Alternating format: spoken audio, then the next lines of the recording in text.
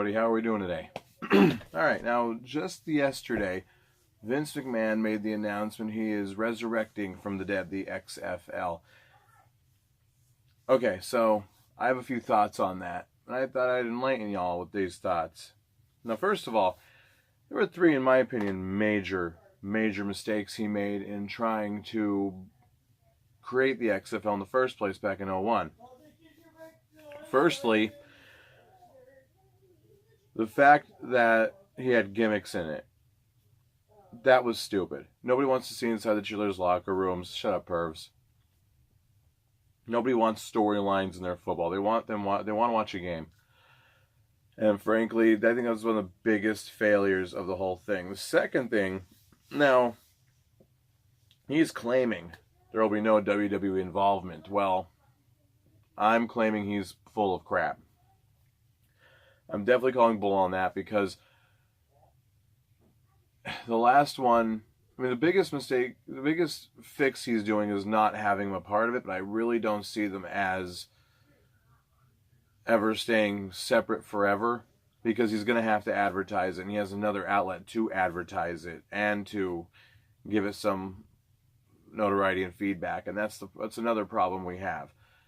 Now, the first time around, he had WWE commentators commentating on the games, which I thought was a huge mistake right there. He should not have had anything with WWE involved at all, period.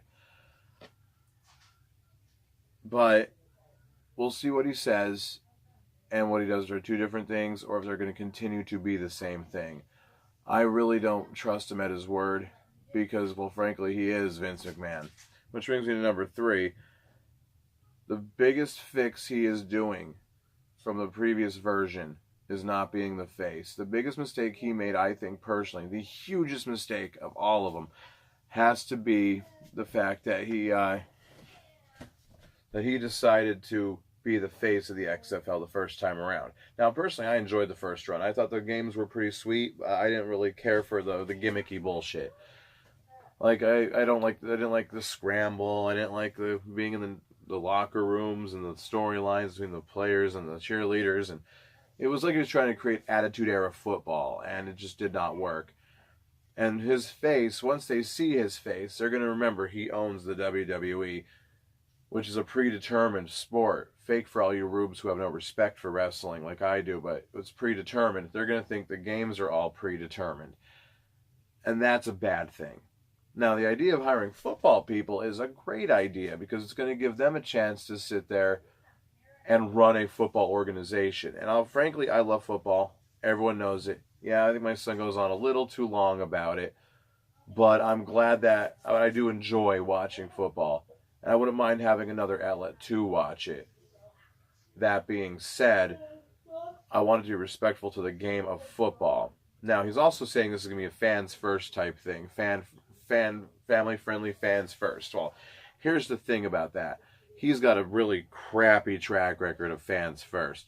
He one time said, and I'm quoting, and yeah, I know he's not going to put the two together, but he did say once, in regards to WWE and their fans, that they are instant feedback in the arenas.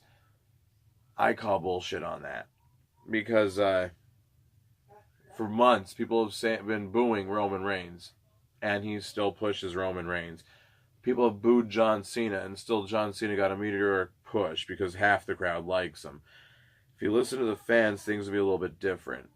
Do I hate the PG era? No, I don't mind it. It doesn't bother me as much as other people. But I do have to say I'm not a big fan of the idea of a guy saying this is going to be fan first when I highly doubt it is. Now, he also said we could email him. We could email, his new company, Alpha Entertainment. We could send them messages and whatnot on things we would change to make the sport a little better. Now, one thing he mentioned I did like was no halftime. No halftime would actually shorten the game by a good 20 minutes. And I really think if football is the, quote, man sport, then maybe they shouldn't have a half-hour halftime show or a half-hour break in between halves. They want to act like be real men. Knuckle up, be real men. Don't take a very long. Take a 5-minute break. That's it. The same you would take between quarters. But also, I would think there shouldn't be any real replays. No instant replay, because instant replay lengthens the game. It takes a lot of the wind out of the game too. It's like getting punched in the stomach in the middle of a marathon. You're sitting there watching this game. They're all smash mouth hardcore, and then they have a replay. And now you're watching either a commercial or you're watching players talk to each other. And either way, you don't want to see that. You really don't. And one thing the NFL isn't doing anymore, and I really think they should, is they should redefine passing. Now, in the rules of the NFL, you have to have complete control of the ball until you land, and that's fine. I'm not mad about that. But my thing is, when could you let go of the ball? Say if you go over the end zone, if you're still holding the ball, you hit the ground, whole body over the end zone. We'll just make it sure. Even though in the old days it was just the ball, now it's your body. First of all, go back to just the ball over the end zone. That makes for a more dramatic, faster paced game as well. But on top of it, I don't know if when you land and you let go by accident, the ball's loose, is that no longer a catch? That's the problem. What literally defines the catch? Personally, for me, I think it's once you hit the ground and you're over the end zone, that should count as a touchdown. If the ball gets loose when you hit the ground, that's not your fault. That's not the fault of the receiver. That's the fault. That's nobody's fault. It's only the fault of the refs, because the rules seem inconsistent. So I think they should really do inconsistent redefining the rule of passing. Can make it a consistent rule. All the rules. That's another two. All the rules should be consistent every game, every team. And the thing is, too, this is a chance for smaller markets to get TV time, smaller markets to be seen, money for smaller markets. Personally, I think that they should focus less on New York, Detroit, Chicago, Los Angeles, Miami, Philadelphia, Pittsburgh. Just ignore those cities. They all got a franchise somewhere. What I think they need to do is focus on like the Wilkes-Barre, Scranton market. Markets like Williamsport. Smaller markets across the country who don't have an actual football team, a pro football team. I think if you do that, you're gonna create less competition with the NFL, and you're not going to butt heads much. Even though he says he's not competing, fans will see it as competition, as will the NFL eventually. Ooh, excuse me. Ooh. Shades of Miranda Sings there. But yeah, I really honestly think that they should use smaller markets. That'd be the best thing for them to do. And now, the biggest thing they could do to really one up the NFL is to have a more or less free experience. Like use YouTube, start a free streaming service for games, have each team have a streaming service for their games alone, so you could follow your team at your pace. That's one of the biggest problems with is you don't know when to watch. You can't really watch it often because say I'm a Washington Redskins fan. I can only see 4 or 5 games a year, maybe 6. A couple Monday night games when they play the Eagles, when they play the Giants, if they ever play the Steelers. I can watch those games because they ever play in my local market. My team's out of market, so therefore I have to wait till they come to an in-market team to watch. They should give each team, or just the league itself, a streaming app. So they could sit there and you could choose, well, say you're a fan of the New York franchise, like my Hitman jersey, which is now relevant like my shirt. But say you're a fan of the New York team. You should be able to find them on the streaming app, and you shouldn't have to pay $9.99 or anything a month. They should make it free. To one up the NFL's streaming service, which you got to pay extra. To one up, having enough cable for the NFL network. That is my personal view. One of my biggest personal views of this is they should really focus on the internet and focus on streaming.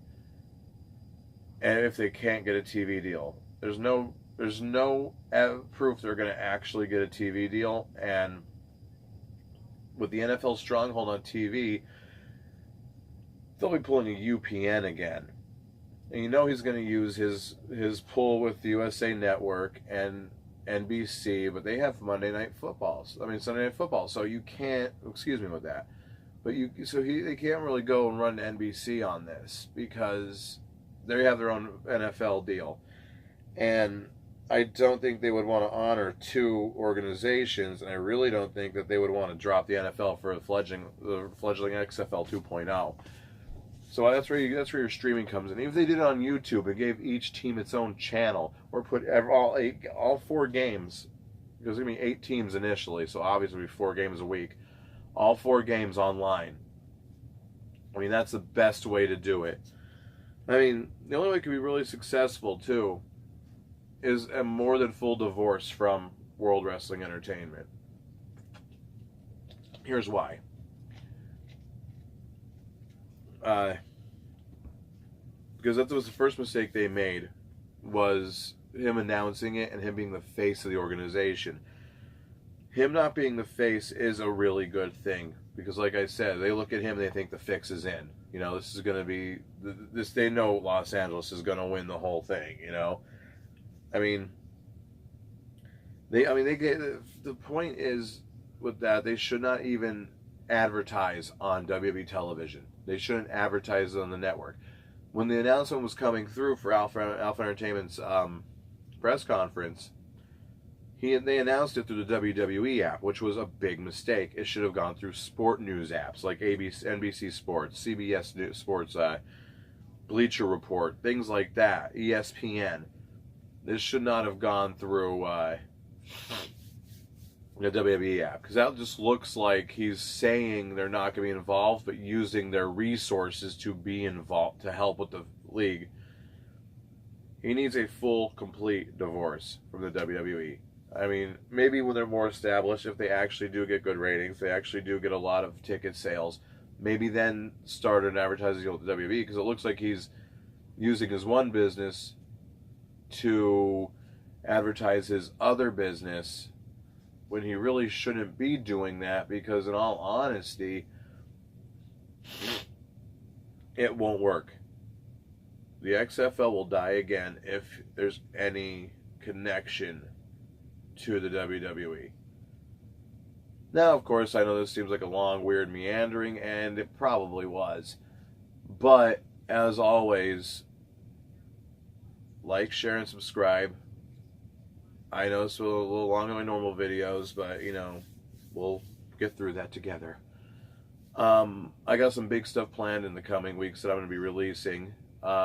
This video I had to do right away because it's fresh in my memory, and it's very topical. And you'll be seeing this now and again, because a lot of my videos don't seem like they're very topical for the week, but this one has to be.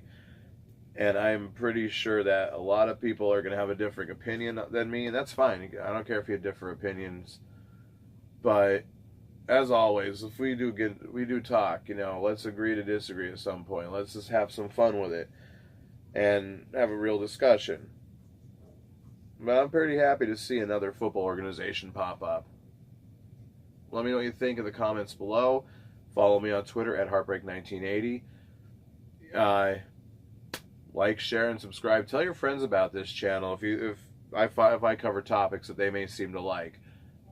You know, I'm always doing something different. I'm always trying to do something that's more entertaining for all of you. But I'm not doing this to entertain myself. I'm not sitting here thinking, wow, I'm a pretty funny guy. No, I'm sitting here thinking, you know, I hope my fans enjoy this video, because I have a hard time with these videos, and it's nice to know that some people that are watching them are quite enjoying them. And I thank you for your support. I thank you for your subscription. Well, that's all for this week. Have a great week. Hopefully I'll have some more for you next week. Good night.